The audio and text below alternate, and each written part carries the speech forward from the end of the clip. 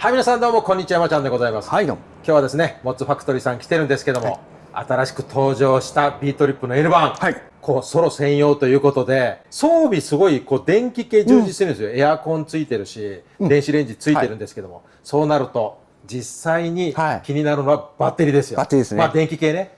そこら辺をいろいろ中澤さんに聞いてみたいと思います。よろしくお願いします。よろしくお願いします。ということで、まずこのビートリップの L 版ですけども、どれだけバッテリーを積んでる？もうこの車は200アンペアのリチウムバッテリーです。200アンペア標準？標準です。まあそうだよね。エアコン標準だったらね。そうです。ついてないとおかしいぞと思ったら。電子レンジ、標準でついてて電気ついてないですよっていうのはそれはありえない。怒られちゃいますからね。まあでも200あったら十分だね。そうですね。200ベーシックですね。と思います。よく言う100だったら今ちょっとこのご時世ね、ちょっと物足りない。ちょっと若干というかちょっとそうですね。一瞬だったらいいですけど、ちょっと長くね使おうと思うとほどほどにはね、夜厳しいもんね。エアコンにしてもね。と思います。なのでまあ200あればね余裕ですが、この200のまあ要はリチウムのサブバッテリーですけど、これはじゃあ走行充電そうですね。走行充電かけられます。どれぐらいのアンペアでかけてる？これは40アンペアですね。じゃあまあ普通な感じです。感じで入って、あんまり大きいのでかけるとあんまりよろしくないので。そうですよね。ね、外部充電とかソーラーみたいなオプションはあるの？ありますあります。外部充電は標準になってますのでついてます。外部充電も標準にしたんだ。やっぱりもうね。ビートリップですから全部ついてます。なるほど。ただソーラーはオプション設定にはしてます。してる。さっきのね40アンペアの走行あって外部充電あればまあまあそうですね入るかなと。走行充電が一番入りますんで、ソーラーは本当に補足だとは思ってますんでね。まあ今日みたいに天気悪いとねまず入んないし。そうですね。まあそこにねほら何でもかんでもつけちゃうとやっぱりお金かかるので。そうですね。なので、まあ、ソーラー自体はオプションだけど、まあまあ、走行充電と、まあ、外部入りますよと、いうことなんですが、じゃあ今度逆に言うと、インバーターはどれぐらい積んでるの？インバーターは1500入れてますね。じゃあ結構余裕的な。まあレンジ回せますんで、やっぱそんくらい入れておかないと。あとドライヤーだったり、あとお湯沸かすとかね。それがあれば十分だと思います。そうですよね。大体1200ぐらいでバサッといくのでね。そうですね。1500から2000ぐらいがいいとは思いますね。まあそれも標準で入ってますよということなんですが、これがあれだよね。要はまあバッテリーモニターとそうですね。インバーターのスイッチですね。入ってるよと。ある意味シンプルだからこれぐらいでいいんだもんねスイッチね。いらないと思いますよ。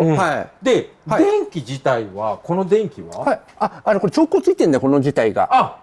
なるほど。タッチで押しっぱにするとなるほど。わかりやすい。それ3つついてますんで、眩しかったら1箇所消してもらったりしてもらえれば。そう、全部ついてるとあれだし。まあ、調光だからね。寝るときちょっとやめとこうみたいな。そうですね。これも標準？もちろん標準です。標準。ね。まあもちろん断熱も標準ですけどね。あとはコンセント類はここにまとまってる。そうですね。使いやすいところに入れてるとは思ってるんですけども。そうですよね。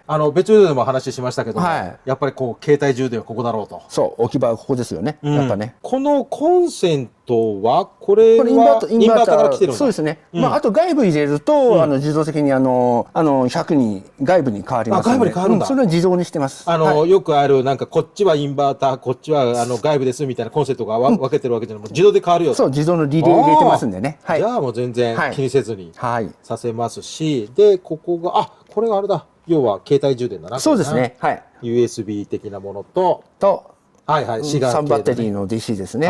これもシガーなんだね。そうです。それ車のポータブル電源とかのちょっと充電使ってもらう。そっち系ですね。本当の車側の12ボルト。そうですそうです。ね、シガーが入れてますんでね。刺さってるよと。多分今の時代ですがポタでも積む方いらっしゃるんで。これも別でちょっとお話ししましたけども、冷蔵庫用に前にそうですね入れてます。あってと。やっぱり使いやすいところに入れてますんで。そういうなんかこう。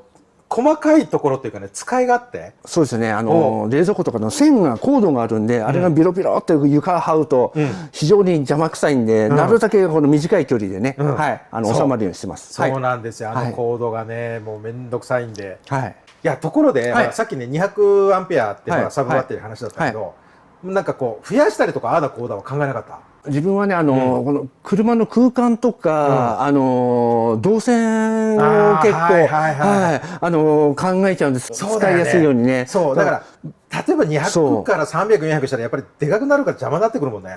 結局そこになっちゃうんで、ボックスを作んなきゃいけないんで、だんだん車が狭くなってくるんで、だからそこのとこは、ほどほどの大きさにしとかないと。そうそうそう。何でもかんでもでかいのがいいよっていうわけじゃないから。そうなんですよ。やっぱり車のサイズによってやっぱバッテリーの大きさってあると思うんですよ。あるあるある。ね、まあ200あったら十分だからね、この車だったらね。今200ですからね。ね、はい。100だったらちょっとさすがに増やしたいなと思うけど。そうですね。200あれば。200あったら十分だし、まあそれ以上あんまりね、積んで極論なこと言うと場所ね、場所とそうですね。ね、重量もかかるしね。燃費悪くなりますしね。燃費悪くなるし、お金もかかるしね。当然。そこはね、ありますよね。バッテリーね、大きくなればね、バッテリーかかるからね。はい。まあ、そこら辺を考えて、まあ200に。そうですね。してあるよ。やっぱ使いやすい動線ということでね、考えてます。はい。まあ今回ね、ちょっと電気系のお話しましたけど、こういうね、家具の使い勝手とか、ベッドの使い勝手はね、ちょっと別映像で今回、ご紹介しているので、ぜひね、そちらも合わせて見てもらえればと思います。はい。ということで、中田さん、今日はどうもありがとうございました。ありがとうございました。どうも。はい、ゴー。